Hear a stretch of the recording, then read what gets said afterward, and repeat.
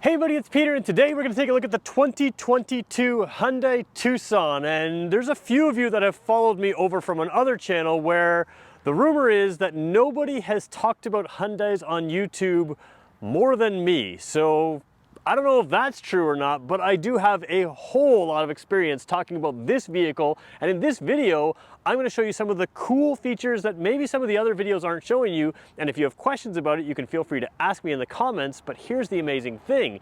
Instead of working for that channel I used to work for, the benefit of me working here is that if you have a question about this vehicle and you want me to compare it to maybe another vehicle in its class, here at Jim Gilbert's Power Sports and Jim Gilbert's Wheels and Deals in Fredericton, New Brunswick, I have access to their entire product line, and I can show you this, I can show you a competitor, and I can show you all of those side by side, so you can ask me questions in the comments, and you can also expect answers in future videos. So I'm hoping to earn your subscription, and I'm hoping that we can create a conversation down in the comment section where we can just help you find out all the questions that you want to know. So let's start with this. Now, first of all, I used to also own a Santa Cruz. A Hyundai Santa Cruz is actually built on the same platform as this and shares much of the interior components.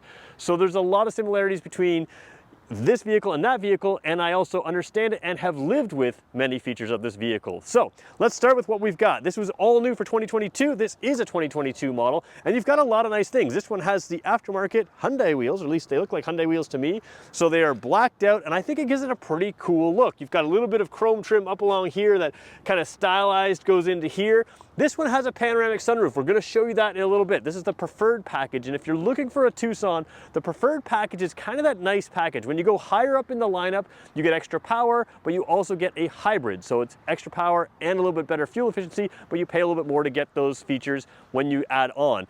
This Tucson with the Preferred package is still the non-hybrid version, just a gasoline vehicle, but that Preferred package, the big option it gives you is that panoramic sunroof, and you're gonna like that. And a lot of vehicles with panoramic sunroofs are afraid to put roof rails up here. You've still got the roof rails here, which we'll talk about. And just one thing to keep in mind with the roof rails, if you have items, you can still absolutely use this. You just obviously don't want to tilt that roof up. And if you are going to tilt it up, just get a little bit higher components so that you can screw all those pieces on. That's really the only thing you have to worry about with a panoramic roof and roof rail type things. We're going to talk about the practicality, we're going to talk about the features, we're going to talk about safety features, all in this video. Let's get going. All right, let's just start with some style items here. First of all, this is the grille for this car. On this particular trim line, this is kind of like a tinted color, and this is also tinted. On lower trim levels, this isn't tinted. They are just kind of clear, and you can sort of see that they are lights. When you have this car turned off, you can't really see the lights here. Now let's talk about those lights just for a second. Let's turn the car fully on. We have to actually start the car to activate them. So hop in, push button start, there we go. All right, let's talk about these lights. So what you have here is daytime running lights. Car's beeping at me because I took the key with me.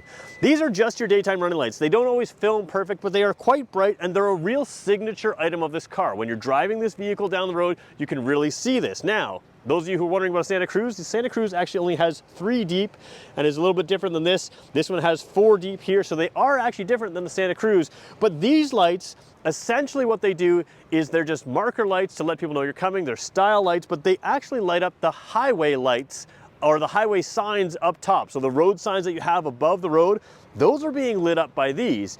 Your headlights are down low, and these are sharp LED headlights on this model, which is what you want. Really good LED lights, really bright. Now, the benefit of these is by mounting them low, they can be extremely bright with a sharp cutoff. If you have bright lights mounted up here, you're shining right in the back end of someone, so you have to kind of aim them down. There's all kinds of things. By mounting them low, they can be crazy bright, have that sharp cutoff, and even though with that sharp cutoff, they won't light up the road signs above, these lights do that. So these are practical as well as style. And again, sharp cutoff lights mean they can be crazy bright and really widespread. They give you kind of like fog light widespread and good headlights down low. So really nice feature to have right there. The other thing you're gonna notice is there's a little panel down here. Now, a lot of those cars that have this, they try to put that in the center. That is a radar panel. The radar panel does a whole bunch of things. There's a camera in the front of the windshield here. That, along with the radar panel, gives you safety items, things like autonomous emergency braking, the ability to stop the vehicle and avoid a collision. Now, don't test it, don't try to drive into another vehicle, but if you're not paying attention, this car has the capability of stopping to avoid a collision. It also has the capability of at least minimizing a collision, so it keeps you very safe. That radar plate is also used for smart cruise control, which on this vehicle works very, very well. And I know that because I drove out here in a Santa Cruz with the exact same system. I drove from Ontario to New Brunswick, towing a utility trailer, and I almost didn't have to hit the gas or brake, and to be fair, I barely had to steer as well. We're going to talk about those items coming up in a second, but first, let's go around the back of the vehicle. All right, heading to the back of the vehicle, there's a couple little secrets here. This vehicle and the Kia Sportage are based on the same platform. However, for 2022, if you put a hitch on this one, it tows significantly more weight than the Kia Sportage. If you look at the owner's manuals, this one can tow more, which means you can take things like your jet ski along, which you could also buy here at Jim Gilbert's Power Sports, or an ATV, something like the, Brute Force 750 or something like that. So you can do that. You can tow a little bit extra with this one than you can with the Kia. Why? We're not sure, but you can. All right, up here is another cool feature. Hyundai used to put their windshield wipers down here. That's what pretty much everybody did. And when it snows and rains and you use your rear defroster, all of that snow turns to ice, and then you park your car and it freezes right here on the windshield wiper. The windshield wiper is now buried up here underneath the spoiler, which means none of that happens, which means it's gonna work in the winter. It keeps it clean. Not only is it cleaner for styling, but it keeps it clean there. And then just for cleaning the car, this Hyundai logo is actually buried in the glass, which means this is nice and flat. I don't know why they do that either, but it does make a clean, nice surface down here. This one, you do have nice sort of LED lighting up here. Your signal lights are actually down low in there, so these are just brake lights up here, but it's a nice, sharp looking vehicle. H-track all-wheel drive. We're going to talk about that all-wheel drive in a second when we head inside, but first let's just show you the trunk. The Tucson has a very large trunk for its class, and it does a lot of things right. It's got the cargo cover right here. It's got 12-volt port. You can pull these levers to fold down the seats. It's a 60-40 split, but it's a very deep floor that can actually be made deeper. You pull this out, you bring it in like that, if I can do it right, and there we go. I have gained about an inch. It's not a whole lot, but the point is, even if it's highest position, it's a very deep floor. And the nice thing is you can put this, when this is in the higher position, underneath the floor there, so that you don't have to store this in your garage when you have extra cargo to take, which is really kind of nice to have. Before we take a look at the driver's environment, let's just check the back seats here. Now, you just saw I folded the seat down in there. When I put it back up, it's very upright. That's not comfortable, right? Well, no problem. You can pull this lever here and recline way, way back, so I'm completely out of sight. So the one thing the Tucson does really well for 2022 that they didn't do as well in the past is they have great passenger space here. And when you compare something like the Santa Cruz to this, even though they share platforms, the Santa Cruz, they steal that back seat space for some of the bed space, whereas here you have a ton of space. This is set for me as a 6-footer, and I have tons of space as a 6-footer sitting behind myself. I also have my legs flat on the seats here, which is really, really nice. And then I have extra vents here. So I got 2 vents in the center. We've got nice bungee pockets on both sides, 2 USB ports down there. You've got everything you need. And one thing you don't get in the Santa Cruz that you do get here is an armrest in the middle with 2 extra cup holders, which is quite nice. All right, now you're inside with me in the back seat, and like I said, there's those vents there, the pockets there. I'm on a bit of a wide angle view to give you a more accurate view of what your eyes see, but wow, this is impressive. So here's the thing, the wide angle view skews the camera, but you have a massive panel back here right above the head of the passengers, and then it also extends to a massive panel over the front passengers. One thing about this larger panoramic roof is it is really class leading. It is very big, it's very impressive back here. And when you're sitting in the back here, you kind of have this kind of view, and this is actually overplayed. It looks larger in person, but you have this massive panoramic roof. It really makes a bright interior, even on a cloudy day, even with this black interior. But let's take a look at what we've got up front by jumping in the front seat now. All right, to jump in the front seat, you're gonna need the key. This is what it looks like. So you've got lock, unlock, you got the horn button there, the panic button, and hold. That's a remote start button. Some versions of the higher trims will have a few more buttons on here, but this one has this. Like I said, this is sort of a midline model with that panoramic roof. So you've got the remote start built in the key fob. You also have it through Hyundai's BlueLink system. The key fob, of course, will never have a subscription fee. If you want to unlock the door, you just tap that right there. Got a little bit of overspray on the wax there, so don't worry about that. That's not on the paint. All right, taking a look at the seats here. You've got powered seats with a good lumbar support. So you've got comfortable seats in here. Let's jump right in. We're gonna go wide angle, so we're gonna skew things a little bit. I wanna give you kind of the view that I have as the driver. So let's go wide angle for a second. We're gonna hit the start button right here, which is up top on the dash. There's a couple cool features in here. Now, first of all, if you get a higher trim, you're gonna go full digital dash. This doesn't have the digital dash, but you can see, as we take a look at it, you do have the green outlines here. I'm just gonna turn the climate system off for a second so it's nice and quiet in here. The green outline tells us about the drive mode that we're in right now. So drive mode right now, we can go drive or terrain. Drive mode is eco. normal, you see it goes blue, sport, it goes red, and then smart, it goes back to blue. I feel like they should have done a different color there. So let's just talk really quickly about what those are. Eco, just if you are driving economically anyways, this is gonna work with you, you're probably gonna like it. The problem with Eco is if you start getting aggressive, it's gonna resist downshifting. So you don't always wanna go in Eco. If you go in smart mode, it's still gonna give you that Eco type feeling, but if you get aggressive with a throttle, it can move it out of the Eco into a normal or even a sport mode. So it really senses what you're doing with your throttle, and to me, that's what I would use to get great fuel efficiency. Normal is just a normal drive mode, doesn't feel sluggish. It also doesn't feel super sporty, and the sporty punches things up a little bit. It allows you to hold revs a little longer, keeps it in the power band a little bit longer. It's probably gonna use a little bit more fuel as well. Now you'll notice where I am right now. I'm gonna put it back in the smart mode.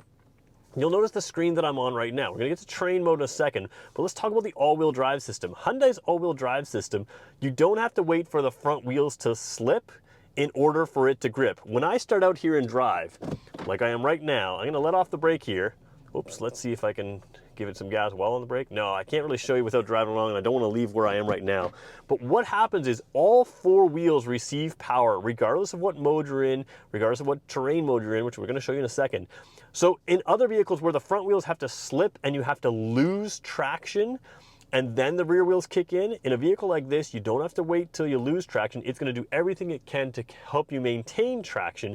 And what that does is makes a difference in the winter. So instead of having your front wheels slip and the car getting kind of all squirrely on you and then having the rear wheels kick in, you're gonna feel really confident driving this in the winter. And speaking of driving in the winter, we've got terrain modes. So let's just, let's zoom in even closer still. Terrain modes there, we've got snow, right? Oops, let's go back to terrain mode, excuse me.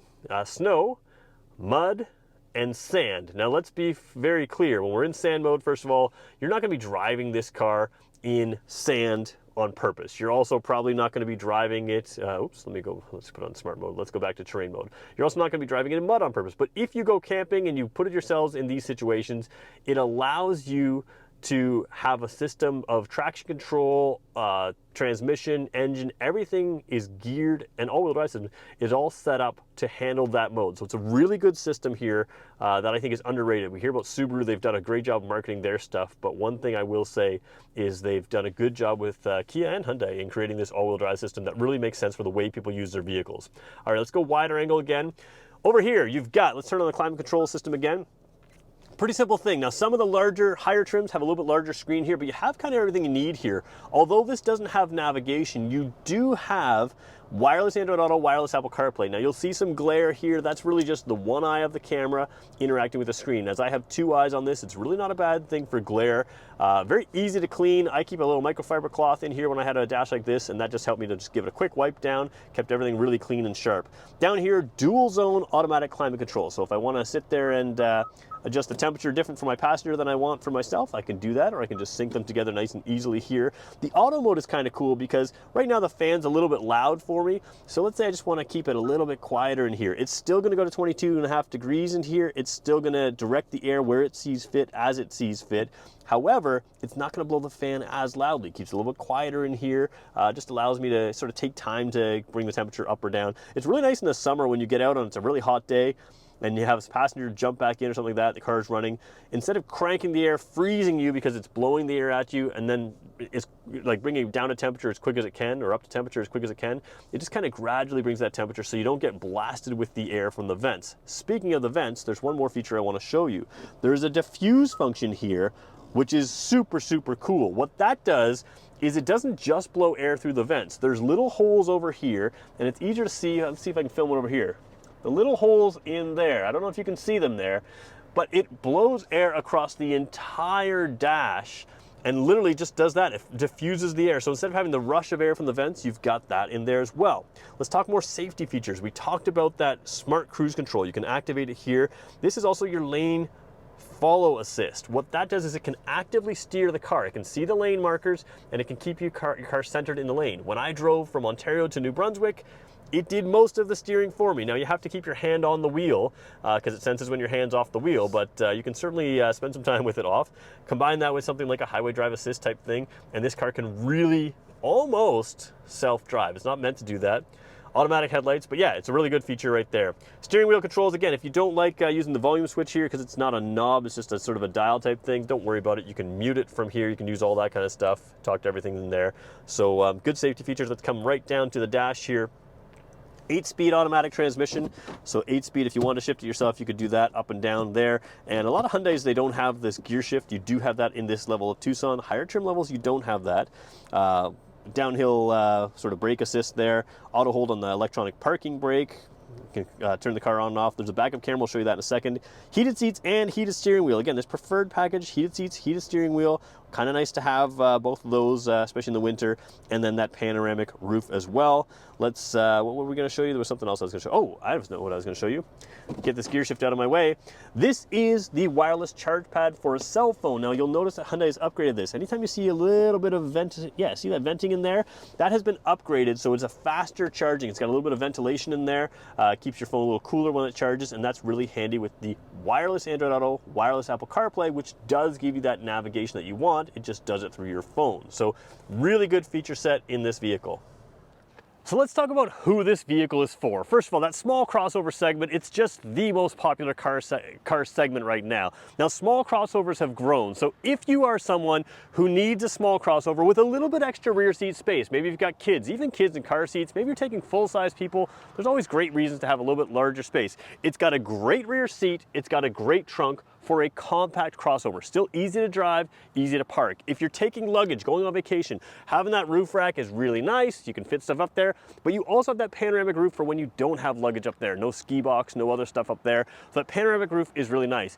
I think where the Tucson does really well is if you are safety focused. And there's a little things in this car. Things like the headlights, the bright white LEDs. That white color allows your eyes to recognize what you're seeing at night because it's closer to daylight color. When you shine yellow lights on things, it takes a split second longer for your eyes to recognize. And forgetting the color, there's just great spread, great brightness in there, something like that. All-wheel drive system, the ability to have the vehicle, if you choose to, allow it to self-steer in some ways, to center itself in the lane on longer drives, to have the smart cruise control. It takes all the stress out of a long drive. And I can say that with experience. Like I said, coming from Ontario to New Brunswick with the exact same safety features on the exact same platform or very similar platform car, same things.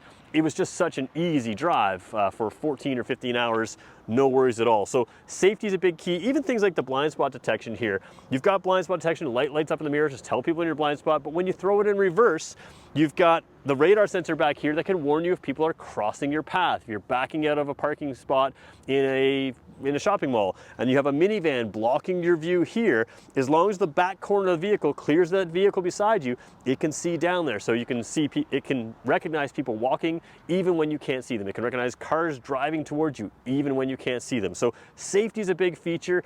And then it's just really comfortable. It drives really nice. It's fairly efficient. So it just blends that safety with comfort with a good amount of space. Now the benefit of being here at Jim Gilbert's Wheels and Deals is you want to compare it to a Rogue, you want to compare it to a Santa Fe, you want to compare it to something from Jeep. There's a Toyota RAV4 there, CX-5 there, Volkswagen Tiguan there. There's all kinds of its competitors, and they're all virtually new, just like this one. This one's got under 5,000 kilometers on it. You can come to one dealer, you can compare this car to all kinds of other cars in its class to see which one is best for you. And that's one of the most exciting things for me, is I can really compare this now to other vehicles, not just to vehicles within the Hyundai lineup or within the Kia lineup. And that's the benefit of here at Jim Gilbert's. Jim Gilbert's Wheels and Deals is known as Canada's huggable car dealer. There's a massive difference with shopping here. They are so customer focused. It's really awesome to be here. So if you're looking at a car, swing by Jim Gilbert's, and if you want to know more about this, let me know in the comments below. And if you want to see more in-depth reviews like this in small crossovers or other vehicles, do me a favor. I'm trying to build out this channel. Hit the subscribe button, hit some comments, hit some like button. We'll do our best to interact with you. And if you have questions, I'll do my best to answer you both in the comments section and in future videos. Thanks everybody for watching.